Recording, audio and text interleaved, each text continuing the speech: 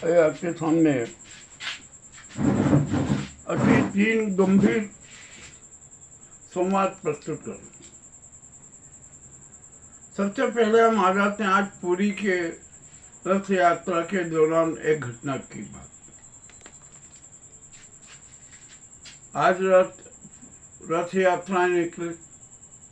पुरी में सबसे बड़ा समारोह होता है। लाखों की संख्या में भक्त आते हैं, अपनी श्रद्धा अर्पित करते हैं। अनेक प्रदेशों में भी रथ यात्रा निकाली जाती हैं, वहाँ भी भीड़ उमड़ती है। अब यहाँ पर हर जो समारोह होता है ना, उसमें भीड़ भीड़ भीड़ इतनी भीड़ नजर आती है कि भीड़ प्रबंधन की सारी व्यवस्थाएं समाप्त हो जाती। यह भीड़ प्रबंधन का दायित्व सरकार का होता है, प्रशासन का होता है, किंतु प्रशासन फेल होता नजर आता। अब चलिए हम यहाँ पर हम भक्त लोगों की भी बात कर लें। भैया हम भगवान में आस्था रखते हैं, निश्चित है, मतलब हमें उनके दर्शन करने में भी अनुशासन की तो जरूरी है ना। वो हम अनुशासन रख नहीं पाते। हम दर्शन के लिए धक्का मुक्की करते हैं, भीड़ में सारे नाटक करते हैं। ये भी अच्छी बात नहीं, इससे भी भीड़ प्रबंधन बिगड़ता है। अब क्या करें? मैं उदाहरण बताऊं। हम आज से रविवार के दिन सांवलिया जी के दर्शन करने गए। वहां पर हमने देखा कि हम हमारे बैरिकेड से घूमते हुए पहुंचे तो वहां पर मंदिर के पट बंद थे, अब वो भीड़ रोकी गई थी। ठीक है, करीबन आधा घंटा हो गया, पौन घंटा हो गया, भीड़ और बढ़ती गई, जमा होती गई। और फिर जैसे ही भीड़ को प्रवेश के लिए कहा गया तो वहाँ पर इतनी भीड़ थी कि लोग चढ़ते गए और भागते गए। उसमें कुछ लोग गिर भी पड़े और गिर पड़ते हैं। तो हम क्या भक्त लोग को अनुशासन रखना याद नहीं है? भाई ये गवर्नमेंट की तरफ से, प्रशासन की तरफ से जो भी व्यवस्थाएं की जाती है ना, वो तो उनमें निश्चित कमी है ही, किंतु हम भक्तों में भी तो कमी है ना, कि हम क्यों नहीं अनुशासन रख पाते। क्या आप यहाँ से जो प्रवेश करते समय दौड़ के जाओगे तो क्या भगवान आपके पास में जल्दी आ जाएंगे? नहीं, ऐसा नहीं होता है। हमारी अनुशासनहीनता अनेक हादसों को जन्म देती है। तो आ जाइए हम सीधे इस घटना का उदाहरण देते हुए हम आपके सामने बात करते हैं पुरी की। पुरी के रथ यात्रा समूचे विश्व में प्रसिद्ध है। देश की जनता और विदेश से भी पुरी की रथ यात्राओं को देखने के लिए जमा होती है। और आज तो लाखों की भीड़ थी। भीड़ प्रबंधन का दायित्व सरकार का था, प्रशासन का था, और उसने व्यवस्थाएं की भी, सुरक्षा गार्ड भी लगाया, ये भी करा, किंतु फिर भी भीड़ प्रबंधन असफल हो गया। क्यों हुआ इसकी अब जांच होगी, मार होगा, रिपोर्ट होगी, ये होगा किसकी वजह से हुआ। आखिरकार दर्शन करते वक्त भीड़ अचानक उग्र कैसे हुई, भीड़ का दबाव कैसे बढ़ा? तो क्या आपने ब्लॉक वाइज जो भीड़ को रोकने का प्रयास नहीं किया, ऐसी व्यवस्था नहीं की? जब आपने ऐसी व्यवस्था नहीं की तो भीड़ प्रबंधन तो बिगड़ेगा। अब भीड़ प्रबंधन बिगड़ी, भगदड़ मच गई, बहुत भगदड़ मच गई। फिर तो थोड़ा बारिश ने डिस्टर्ब किया, उसके बाद में इस भगदड़ ने डिस्टर्ब कर दिया। और जहाँ तक अभी तक सूचना आई है कि इस भगदड़ में 3 लोगों की मौत हो गई और करीबन लगभग 70 से 80 लोग घायल हो गए। भगदड़ में वहाँ भीड़ में कौन किसको पूछता है? यदि एक व्यक्ति गिरा, 2 व्यक्ति गिरे, तो भीड़ यह नहीं देखेगा कि आदमी गिरा हुआ है, भीड़ उस पर से कुचलते हुए ही निकल जाएगी और फिर आदमी की मौत होना स्वाभाविक है। ऐसा ही हादसा मैंने महाकाल में भी देखा था। महाकाल में भी ऐसा ही हुआ, भीड़ प्रबंधन बिगड़ा, नीचे लोग गिरे, लोग उन पर चढ़ते हुए और भागते हुए दर्शन करते पाए। तो ऐसी स्थिति मुझे पुरी में भी लगी। अब इसके लिए दोषी कौन? भैया आपने सिक्योरिटी गार्ड किए, वो किया, सब कुछ इतनी व्यवस्था की, तो भी भीड़ प्रबंधन कैसे बिगड़ा? अब आप जांच कुछ भी करोगे ये होगा, अब देखेंगे। और यहाँ पर हमारे यहाँ पर थोड़ी भक्तों में भी अनुशासनहीनता। अरे आपके शोर मचाने से, भगदड़ करने से, धक्का मुक्की करने से आप भगवान के पास आप पहले पहुंच जाओगे? नहीं, वो तो जब आपको उसका आदेश होगा ना कि तुम आओ तो ही आओगे। और यदि उनका आदेश नहीं है कि नहीं तुम्हें आना नहीं है, तो आप किसी भी बहाने पहुंच नहीं जाओगे, किसी भी हादसे के शिकार हो जाओगे।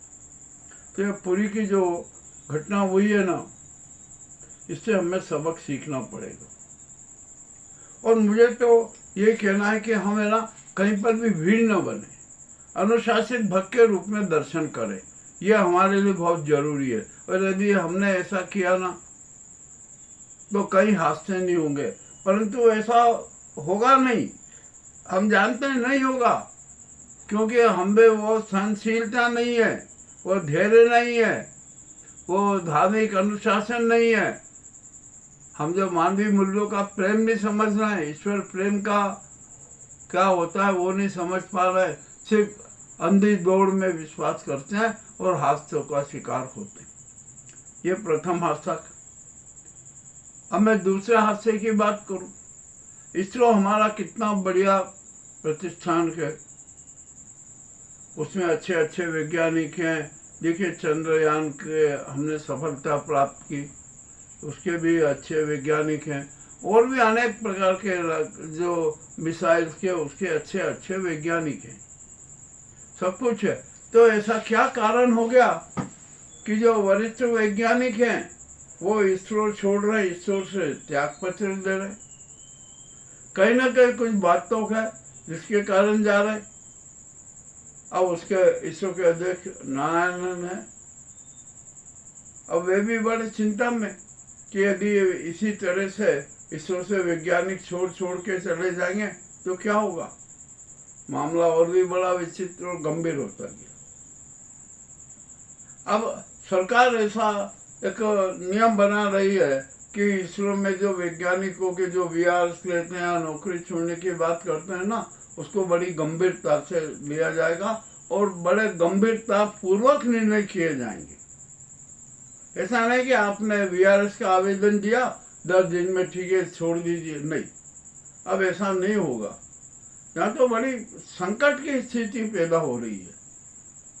और इसका प्रमुख कारण क्या है कि निजी सेक्टर के लोग है ना, वैज्ञानिकों को हायर सैलरी पर अन्य सुविधाओं के साथ अपने पास बुला रहे, इसलिए जो वैज्ञानिक त्याग पत्र देकर जा रहे हैं इसरो से। अब यहाँ पर इसरो में नारायण जी को एक और व्यवस्था करना चाहिए कि जो वरिष्ठ वैज्ञानिक है ना, उनके हाथ के नीचे 2-2, 3-3 वैज्ञानिक बिल्कुल विशेष रूप से रखना चाहिए, जो वरिष्ठ वैज्ञानिक की सलाह ले, उनके गाइडेंस में चले, वो चले। मान लीजिए वरिष्ठ वैज्ञानिक ने वीआरएस ले लिया, तो कम से कम उसकी जगह जो ट्रेंड आदमी है, जो ट्रेंड वैज्ञानिक है ना, वो तो अपनी सेवाएं प्रदान कर सकेगा। तो ऐसी व्यवस्था भी होना बहुत बहुत जरूरी है। आइए अब तीसरी घटना बताता हूँ। तमिलनाडु में हमारा परमाणु प्रोजेक्ट है, उसमें 7 भट्टियां काम करना है, 1 और 2 चालू है, 3 और 4 का निर्माण कार्य चल रहा है। रूस के सहयोग से यह पूरा परमाणु प्रोजेक्ट है ना डेवलप होगा। 7 इकाइयाँ 7 यूनिट स्थापित हो गई और वो काम करना शुरू करेगी। अब हुआ क्या कि यहाँ पर एक बड़ा खेल हो गया। भट्टी नंबर 3 और 4 के मामले में जितने भी गोपनीय फाइल थी, रचनात्मक थी, उसकी रचना क्या क्या होना है, क्या क्या नहीं होना है, वो फाइल थी। और उसका जो पूरा सॉफ्टवेयर था वो भी तैयार था। उसमें से 19,000 फाइलें गायब हो गई, हैक कर ली गई। यह हैक कैसे हो गई? जबकि रूस की जो सिक्योरिटी है 1 और 2 की, वहाँ तो कुछ हुआ नहीं, साइबर अटैक न हुआ, न कुछ भी नहीं हो सका, और किया भी होगा तो असफल हो गया। तो वैसे 3 और 4 की जो सारा विवरण है निर्माण के, सुरक्षा का ठेका किसका था? तो आपको आश्चर्य लगेगा कि अनिल अंबानी की कंपनी को ये ठेका दिया गया था कि आपको सारी सुरक्षा व्यवस्था करना, साइबर सुरक्षा ये सब करना है।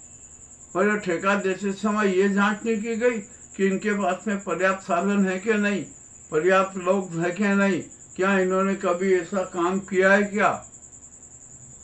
और कुछ भी जान लिया, राजनीतिक दबाव के चलते हुए बस ठेका दे दिया। और ठेका देने का ये परिणाम हुआ कि आज 19,000 फाइलें परमाणु संयंत्र की भट्टी क्रमांक 3 और 4 की डिटेल लीक हो गई। पर कौन बेच रहा है? आखिरकार डेटा बेचा जाता है ना, तो डेटा बेचने का जो डाटा का व्यापार भी चल रहा है, अनेक कंपनियां इसका व्यापार कर रही है। तो ये भी मामला बड़ा अपने आप में गंभीर हो गया। अब भारत सरकार क्या जवाब देगी? कैसे जवाब देगी? मान लीजिए आपको अब यहाँ और इसमें स्पष्ट कर लें कि जैसे रूस की 1 और भट्टी क्रमांक 1 और 2 का डिटेल, साइबर डिटेल उतना सुरक्षित है, तो उतना का सुरक्षा ठेका रूस को दे दिया जाए कि आपको भट्टी क्रमांक 3, 4, 5, 6, 7 सबकी साइबर और उसके सारा डिटेल डाटा सुरक्षा रूस की कंपनी को दे दिया जाए। हमारी भारतीय कंपनी में विश्वास नहीं है हमें। यहाँ पर किस प्रकार की पलटी मार दी जाती है ये भी हम जानते हैं। तो आपको हमने स्पष्ट बता दिया कि आज के ये 3 प्रमुख समाचार हैं, बड़े विशेष समाचार हैं। स्थिति बड़ी नाजुक है। अब जो भी हो रहा है ना, देखने समाचार तो है, प्रस्तुति करना भी जरूरी है। हमने आपके सामने प्रस्तुत की है। आपको कैसे लगे अवश्य बताएं।